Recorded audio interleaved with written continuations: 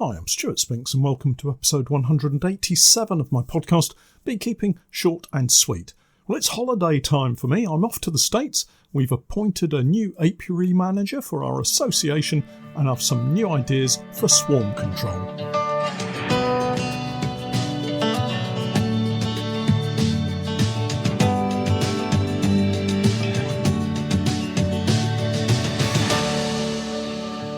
Beekeeping Short and Sweet, a beekeeping podcast for the inquisitive beekeeper with a short attention span. A beekeeper, in fact, just like me. I'm delighted to say that our podcast is now sponsored in part by Simon the Beekeeper. Making beekeeping an affordable hobby for everyone, Simon the Beekeeper provides the best value beekeeping equipment possible, along with a super fast delivery service. The bees won't wait, so their customers don't have to either. Visit the website at www.simonthebeekeeper.co.uk. Welcome back everyone, I trust you're all well and you're settling your bees down for the long haul of winter successfully. I'm out at the apiaries later today, a last whiz round before I head off to America for a well-earned break. I guess one of the pitfalls of loving the work that you do is, well, it just doesn't seem like work. It's incredibly easy to get caught up in all things beekeeping to the point of exhaustion. That certainly feels how it is towards the end of the season. The workload takes a physical toll, and once the heavy work is over and your body feels it can relax a little, there are all the other tasks that need to take focus. Before I go on, I'm absolutely not complaining. I feel so very lucky to be able to do what I love. I just wish I'd been able to find it 40 years ago. Anyway, once the body has recovered, it's maybe time to give the brain a little downtime too. As you all know, I'm already planning for next season, and no, I'm not turning my podcast into a wellness self-help podcast, but it is important that we all take good care of ourselves physically and mentally. So, my trip to see my youngest daughter is going to be a special trip. We've not seen her for a couple of years because of COVID, and in that time she's graduated from Penn State College and got married. I can't wait to celebrate with them both.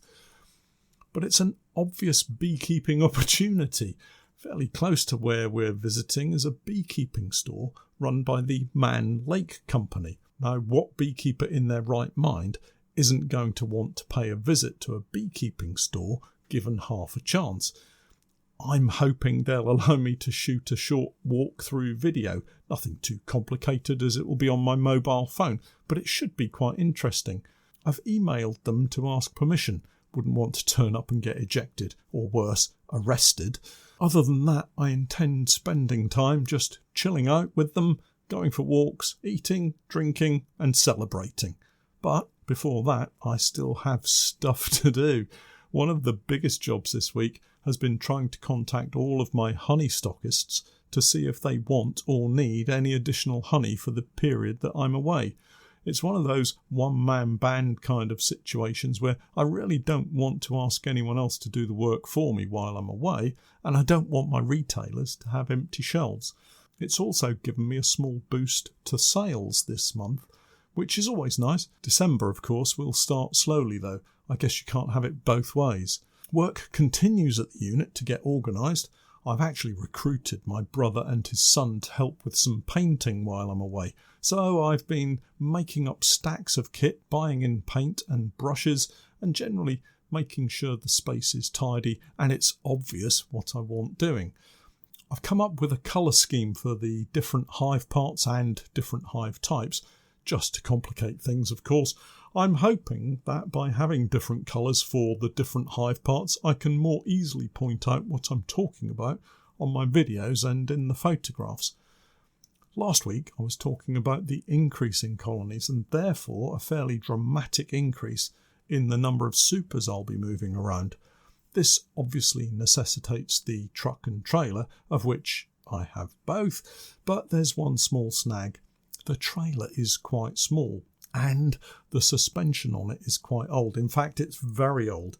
It uses those rubber block suspension units. These have a metal rod inserted into them, and when the trailer goes over a bump, the rod twists in the rubber, providing some dampening and suspension. The trouble is that over time, these rubber blocks apparently perish and harden. This could mean a sudden failure, and who knows what effect that could have on a trailer full of honey or bees. I can see the television headlines already. Beekeeper causes sticky situation on motorway network. And just think of the embarrassment that would cause me. So, bearing in mind I need to move more kit and I really need something more reliable, I've just bought a second trailer. It's a second-hand trailer made by the I4 Williams company and has been fully serviced and checked, so it should be fine. It looks to be in great condition, and it's a whopper. It's around 16 feet long by 7 foot wide. It's huge by comparison to the trailer I have, and it's just what I need.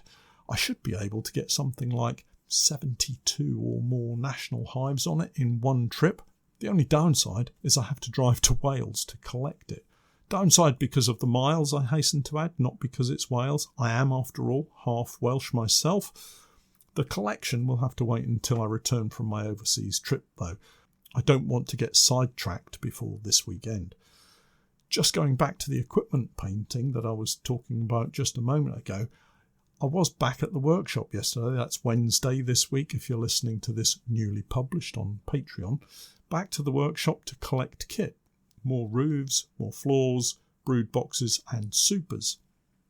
I'm always amazed at the accumulation of hive parts that I've achieved over the years. A quick informal calculation revealed something like 40 plus floors, 30 plus roofs, a decent number of commercial brood bodies that were cleaned, I can't quite remember how many, and something like 65 supers. Not bad for a start. With all this painted, I can move a fair proportion of it out to the apiaries, clearing away space at the workshop and the unit, which should allow us to get even more organised in both locations, so the work can proceed at a greater speed.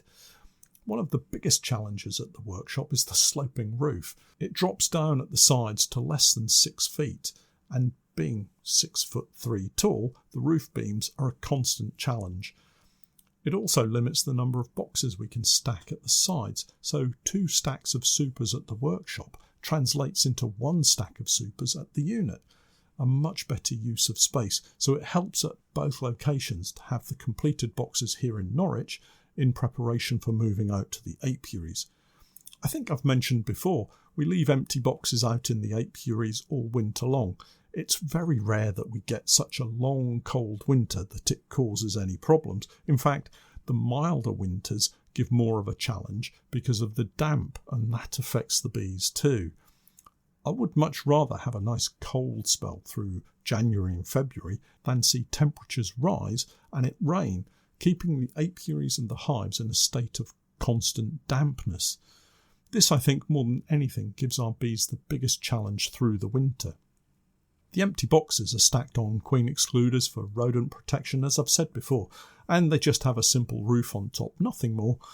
One of the other tasks for the coming months is apiary maintenance. Grass needs cutting and trimming, brambles and trees need tidying up and cutting back. It's amazing how fast they grow each year. I'm also preparing one of my sites to use as a teaching apiary for our local association. I put in the title of the podcast, Association Struggles, and really what I'm referring to here is the constant challenge of getting new blood onto the committee. Here in Norwich we have a relatively small group and just a handful of people on the committee. None of us has a particularly difficult task. Lorraine, our secretary, takes on the greatest amount of work, but that's only because we don't have anyone willing as yet to take on the various sub-roles. As treasurer, my biggest workload falls at the start of the new year, organising the membership renewals, but that's not too much work as we're an affiliate association, so I just pass everything up to the parent association and all I do is pay the bills. Terry, our chairman, gets away with doing almost nothing. He won't mind me saying that, but his role as our leader is vital to keep us heading in the right direction. Anyway, trying to get new members. Blood from stone is the expression, I think. Just trying to get them to put their hands up and help out is such a struggle.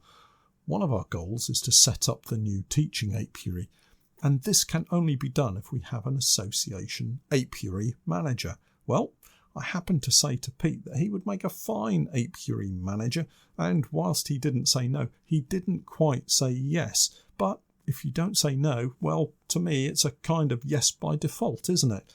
With that positive confirmation, I declared to the committee this week that Pete was now our new apiary manager, and then sent him a message letting him know the committee was very excited to have him working with us. Trap sprung, new apiary manager in post. Well, almost. We also have Katie helping out with our outside events, fairs and visits and such like. Another job that poor Lorraine now doesn't have to manage, so it looks like we're moving in the right direction. Just going back to the apiary sites for the association, one of the major considerations if you're involved with any association is being inclusive and providing the same opportunities for everyone. With this in mind, I don't think my sites will work without some major groundworks, and honestly, that's unlikely to happen. Next step is to message the local county and city councils to see if they can help out with some derelict land maybe. One step forwards and 2 steps back sometimes, but we'll see how it goes. I'll keep you posted, as they say, and with any luck, we'll have something sorted in time for the new season. Finally, you'll all know I like to try out new ideas and techniques. There's always something new to learn and different ways of doing things in beekeeping. It's what makes it such a joy and sometimes a frustration. Anyway, I watched a technique of splitting colonies that I know about but I've not used before, and I'm sat here scratching my head wondering why. It uses a Snellgrove board. Some of you will be familiar with that, and its simplicity in itself, it seems. It uses minimal equipment, and again, I'm sat here thinking why I haven't tried this approach before. Anyway, let's jump forward to the new season. It's spring, the sun is shining, it's warm, and we're deep into the oilseed rape season, which can only mean one thing: swarms. My new cunning plan to help with managing the swarming and create the necessary increases I need will include this technique. Firstly, we find a colony that's growing fast and has thrown up some swarm cells. The hive gets split down and a new brood box is placed on the existing floor. 2 or 3 frames of sealed and emerging brood are placed in the bottom box. The queen's added and filled up with frames of foundation. If available, we can add drawn comb so that the queen can continue to lay uninterrupted. The queen excluder goes back on top and any supers on top of that. Then we place a Snellgrove board on top of those boxes with all the openings and mesh coverings on the board itself sealed off. The old brood box goes on top of that and all but one of the queen cells are destroyed. The Snellgrove board has multiple openings, so we open one of those opposite the existing entrance. All the flying bees in the top box will go back to the main entrance below, while the nurse bees in the top box will nurture the queen cell and hopefully the new queen that emerges. A week later, the setup can be checked for any additional queen cells in the top and bottom boxes, but otherwise it can be left to develop, and once there's a laying queen in the top box, it can be split off onto a new floor, crown board and roof and then moved to another apiary. Now I know this is a fairly standard method, but it's just not one that I've ever tried before, and I really want to try to manage my swarming in a more controlled way than I have before.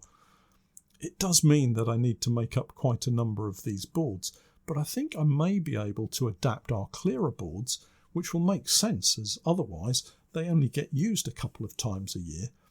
I'm sure we can do that, and let's face it, there's not much else to do over winter. Well, that's it for this week. Remember, I may not be about next week. We'll see how the holiday goes, but I will catch up with you again soon. But for now, I'm Stewart Spinks, and that was Beekeeping Short and Sweet.